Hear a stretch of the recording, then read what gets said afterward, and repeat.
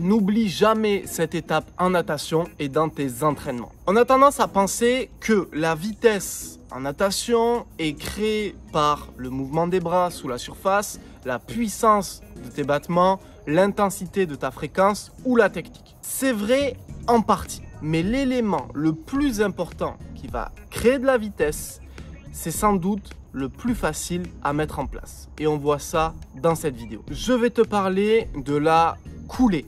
Étape indispensable, mais très souvent négligée chez les nageurs publics et les nageurs de tout niveau. L'idée, c'est que cette étape-là de la coulée, et si tu la fais correctement, peut t'aider à améliorer tous tes chronos en natation. Tu nageras toujours plus vite en poussant au mur, en effectuant une belle coulée, une belle reprise de nage, que en partant sans pousser au mur et en essayant directement de créer de la vitesse. En plus, tu vas t'économiser. Dans cette vidéo, on verra en 3 points. Comment pousser au mur, comment effectuer une belle coulée et comment effectuer une belle reprise de nage. En respectant ces 3 points, tu seras obligatoirement dans un gain de vitesse et d'économie dans ta nage. Si le sujet te plaît, ton pouce bleu, n'oublie pas de t'abonner à cette chaîne YouTube pour retrouver tous nos prochains tutos.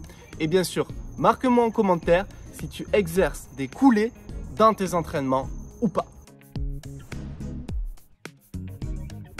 1. Tu dois pousser au mur à chaque coulée. L'idée, c'est 1. Je m'immerge à 50 cm de profondeur. En tout cas, j'essaie d'être à l'aise dans mon immersion. Puis, je place mes mains derrière mes oreilles. J'aime bien dire oreille de lapin. Et je vais venir pousser en me plaçant aligné en flèche. Cette poussée te permet de passer d'un élément solide à transpercer l'élément aquatique. Et c'est cette poussée qui va t'aider à générer un maximum de vitesse, comme on a vu dans l'introduction. Maintenant, la deuxième étape. C'est parti. Deuxième étape, la position de ta flèche et la coulée. Tu dois te positionner pendant que tu pousses. C'est-à-dire, je mets mes mains en oreille de lapin, je me prépare à pousser et je vais pousser en m'alignant et en me plaçant en flèche. Là, tu vas solliciter ton gainage et ta souplesse. Et l'idée, c'est de gagner en gainage et en souplesse, ou au quotidien en t'entraînant, ou en répétant systématiquement ces jolies coulées et en t'appliquant à faire ces jolies coulées. L'application de belles coulées te permettra de peaufiner ce geste. Donc, je pousse et je fais la flèche la plus alignée possible. Et à partir de là, je vais lancer des ondulations au bout d'une seconde de poussée. En résumé, je pousse, je glisse et je profite de ma vitesse pendant une seconde. Puis, je lance des belles ondulations avec mes hanches ou au mieux avec le sternum. Haut du corps fixe. Et ces ondulations me permettront de remonter et de rejoindre la surface. Je crée un angle de profondeur sur cette seconde où je me laisse glisser. Mes ondules me permettent de remonter à la surface. Mets ton like pour le petit oiseau qui est en train de chanter. Je suis actuellement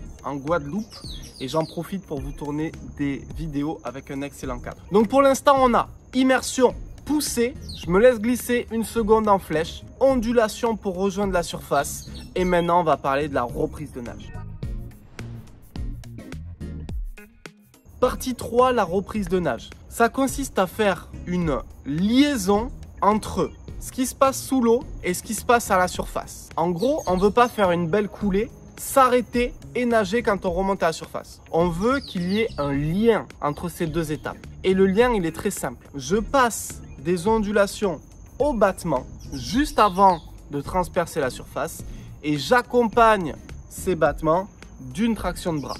Et c'est grâce à ces battements et cette traction de bras que je vais transpercer la surface et commencer ma nage. Ça s'appelle une reprise de nage. Couler plus reprise de nage. N'oublie plus jamais cette étape à tes entraînements car elle te permettra un bénéfice direct dans ta vitesse de nage et ton économie d'énergie, même si tu es triathlète. Car en peaufinant cette méthode, tu auras à chaque longueur un nouveau rythme, un nouvel élan et tu pourras t'habituer et habituer ton corps à une meilleure vitesse. Pouce bleu si tu t'engages à faire systématiquement tes coulées et tes reprises de nage à chaque entraînement.